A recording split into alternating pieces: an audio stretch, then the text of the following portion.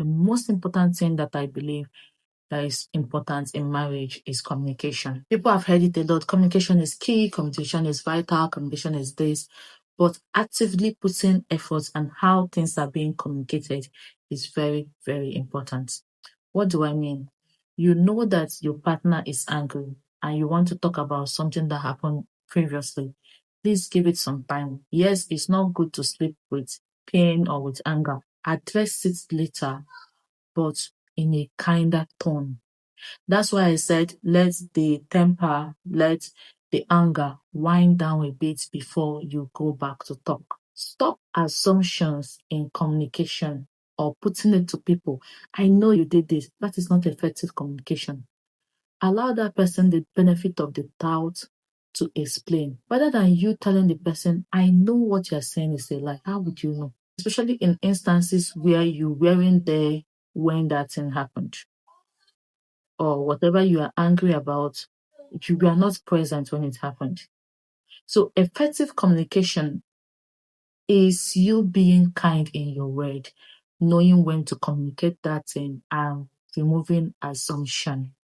Even if you did not learn anything from this video, please be kind to your partner. It is not easy to be kind during communication, especially in heated conversations where you are angry, you want to tell the person exactly how you feel. I would suggest take a walk, stretch your leg, clear your head, and come back. Allow the emotions to die down and then come back and have an honest conversation that is devoid of pain. Number 2, respect each other's difference. Both of you are not the same person. You are not born into the same home. You were not raised with the same value. You were not raised by the same parents that even grew up in the same family. Let's be honest. Their parents grew up from different homes. They came together. They bettered him. The mother brought her own values to the child. The father brought his own values to this child, which formed him. Environment, school, whatnot made up this person. And then you came with your own mix into that relationship, right? And you are expecting this person to be who you want them to be. You can advise, and even as I'm talking, I'm also advising myself. Be respectful of that person's difference because you're not the same, right? You don't expect people to change automatically nor become a new being immediately. In marriage, it will take time. That's why people say the first 5 years is always the hardest. You go through that. The first 10 years, you begin to settle into your own. There are some things about your partners that they will not change. Let's just go and write that down. I'm not talking about good things. I'm talking about there are some bad things that you definitely dislike about that person, and that person is not going to change. That is who they are. That is in their DNA. That is their genetic makeup. That is imprinted on them. Respect their difference.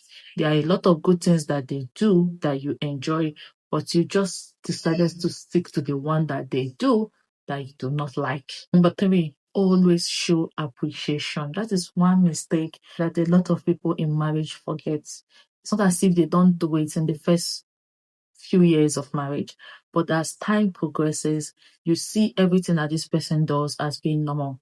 Please always put that reminder in your head, on your phone, anywhere you can remind yourself to appreciate. Appreciation makes people to want to do more. So that little thank you note, thank you gift, verbal thank yous goes a long way. I'm not saying you must always say it. Be creative in your appreciation. You can write it, put it in the person's pocket, the clothes the person is going to wear to work the next day, put it there. They will, maybe their pocket that they will definitely reach out to. They seize the note, they read it, they smile. The person might not even call you to tell you, I saw this appreciation, but you have touched something in that person at that point, right? You can take that person out for dinner and the person is asking you, what are we celebrating? It's just a thank you dinner for everything that you have done for I and the kids. That's if there's children involved, or the things you have been doing for me in this marriage, or what you have been doing for us. That's a better statement. 4, keep the romance alive. I'm just simply going to say this and put it as simply as I can without making it all about, sex. always keep the romance alive. I'm talking about dating, continue dating your partner, take them out for dates, take them out for adventure that are just for both of you. Take them to places that is just for the both of you. Both of you started this marriage, both of you are going to end it. Okay? So yes, it's not everywhere you're going to that you take the case to. Remember to always find a reason to touch your partner. Very important. Tap the person's behind, give that person a nudge. Find a way to maintain physical touch. When there is no longer physical touch in marriage, you guys have become roommates. You guys have become brothers and sisters. You guys have become partners. They have just become colleagues, co-parenting to raise the kids. Always find a reason to touch your partner. Even when the person says, hey, stop now. Keep doing that. Number 5, always be a team. Let your yes be yes, let your no be no. Especially when parenting. Be a team in everything you are doing, in your achievements, in your expectation, in everything you are doing. Be a team. Another advice is for you to always remember to take care of yourself. Even in marriage, prioritize self-care. When I mean self-care, it's not just physical. I'm talking about mentally, spiritual. Make sure that you have a bit of you, even in that marriage, so that you don't feel small. You don't feel as if you're shocked up. Take out that time to walk. If it's something that you love doing, taking a walk for 10 minutes, or you still enjoy going out with your friends, make sure you do those things that are you and a form of personal care, so that you don't feel shocked up in the midst of it all. Finally, forgiveness is very, very important. Always remember to forgive. Marriage is a place where there will be continuous things that will piss you off. Forgive your partner in advance. Love them in totality. Love them for everything. Both the things they have done, the things they will still do, love them. Forgive them also for the things they have done, the things that they are doing, the things they are still going to do.